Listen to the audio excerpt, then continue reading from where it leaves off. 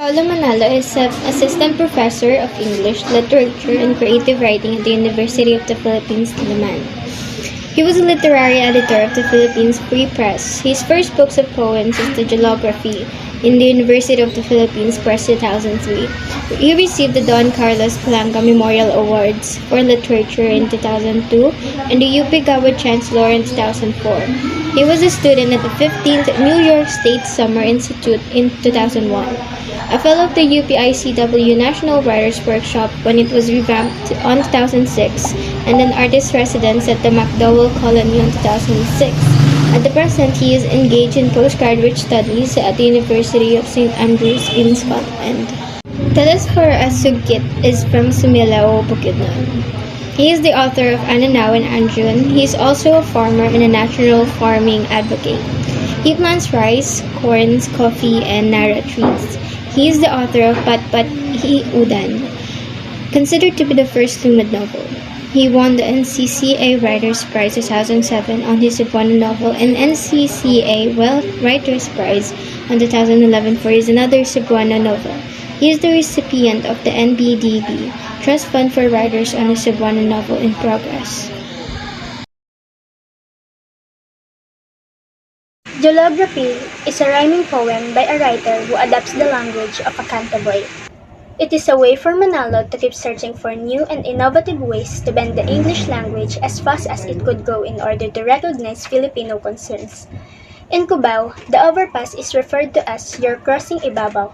After that, the speaker complimented the woman for her beauty, calling her Nepa cute. But this cuteness runs up against the root of the name Nepa Q Mart, Cubao's reputedly filthy store. As he recounts his night at the dance club, he borrows the term raver, which was used to describe people in the 1990s who enjoyed dancing to the rave music, and ties it together with the mispronunciation of Pasig River, before alluding to the foul odor emanating from a jolog dancer who finds himself in the dance club restroom. Hip-hop style incorporates those extremely baggy and wide pants known as hulog, kept falling. Hulog was later spelled julog till it was uttered julog, at which point it became jolog. People filled the first jeep following the route to the city 1 minute faster than 4 o'clock. After that, Cubao has huge number of outdoor crowds. Along with them is their yoyos. Most of the crowd wore inverted caps with a smile on their stinky foot smell between their teeth. The poem Higaonon speak about the hypocrisy, prejudice, and bias that the English have against indigenous people.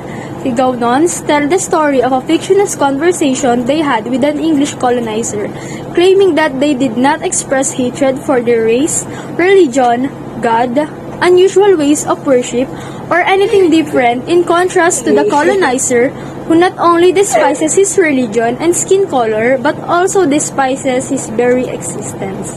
Inquires as to how the colonizer can claim to have killed his family and destroyed his way of life while still asserting that he is a decent man and that is his way of life is a symbol of good civilization, after claiming that he understands what is good and bad in his English dialect, complete with incorrect syntax and language. The poem goes on to claim that he is old and savage as well as the brother of the colonizer, but what he has done does not make any sense. He understands how and will be able to understand that despite his best efforts, things are not going well for him at the moment. The poem begins with an angry tone and is written in the first person. Discrimination as well as prejudice are presented in the poem as a direct consequence of differences in culture and values. Prior to their colonization, the Higaonon tribe was thought to be a pagan, religion, and otherwise polytheistic in their religious beliefs. The Higaonon have their own culture and principles, which also include glorifying stones, plants, and water. Nevertheless, people disrespect them for just being different and unique to the point whereby some people distance them. Because of their differences, they are regarded as inferior to other religions, and as a result, they have indeed been exposed to a great deal of discrimination. The policies of the Higaonon ancestors encompasses moral standards that human must actually possess. This included fair justice, fair moral judgment, reliability, integrity, obedience to higher authority, job efficiency, adherence to policies, and interpersonal harmony.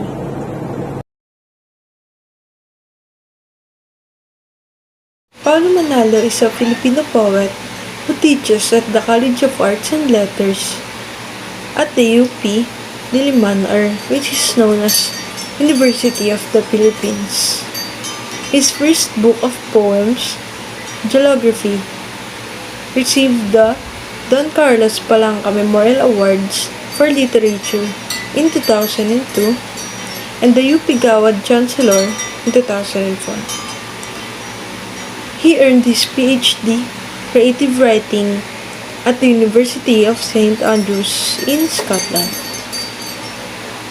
Telesforo Sungkit Jr. is a Higaonon poet and novelist. He is a BS Agriculture Engineering graduate from UP Las Bañas and is the one who wrote Bat Hiudan that was launched on February 11 at the UP Las Bañas campus in Laguna. He won the National Commission for Culture and the Arts, or NCCA, Writers' Prize 2007 for his Cebuano novel, Mga Gapnod sa Kamad-an.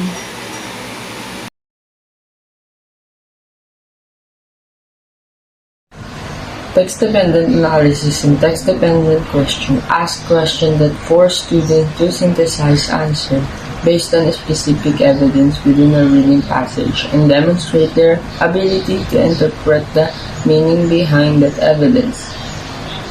Reading guide question that follows a short story, poem, play, or novel can be considered text-dependent if the student can answer the question using only text. These types of writings response help students look for main events and plot points that are integral to literature they are encountering.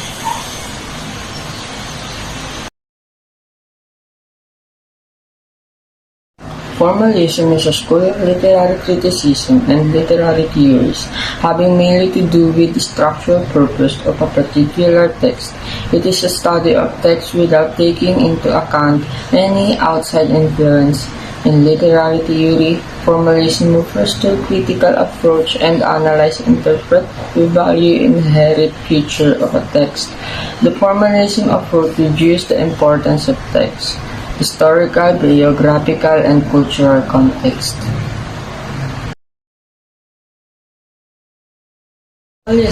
Formalism is important to designer because it creates a style in which designer can produce their work. It also aids in them to create themselves as designer.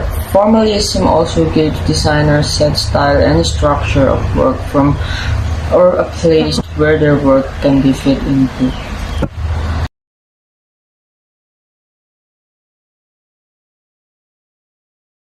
Application of literary theory, we use author-dependent approach and text-dependent approach to criticize the poem. In author-dependent approach, using historical bibliographical approach. The poem is about the change and how the life of the youth in that time. And it was that time that the poet was born, and it was 1982. He experienced this being youth at that time. The poet was also born in Manila, which Cubao, Crossing Abao, Baclaran, Pasig are around Manila. He described that the happenings in Manila, like party, traffic, pornography, and other things that being hyped up that day. Using moral philosophical approach, the poem teaches us to pay attention around us. Change is the only constant thing in this world. The author wants to share how people enjoy themselves during that time. The poem also tells us to see the deeper meaning and on what's happening around us. And in the poem, the poet is also making meaning on the places and things that are in the poem. Application of literary theories in author-dependent approach. using historical bibliographical approach. The poem is about American and Higonoan hypocrisy and inequality treatment. The Philippines has been colonized by Americans for 48 years. The Philippines are ruled and controlled by the Americans.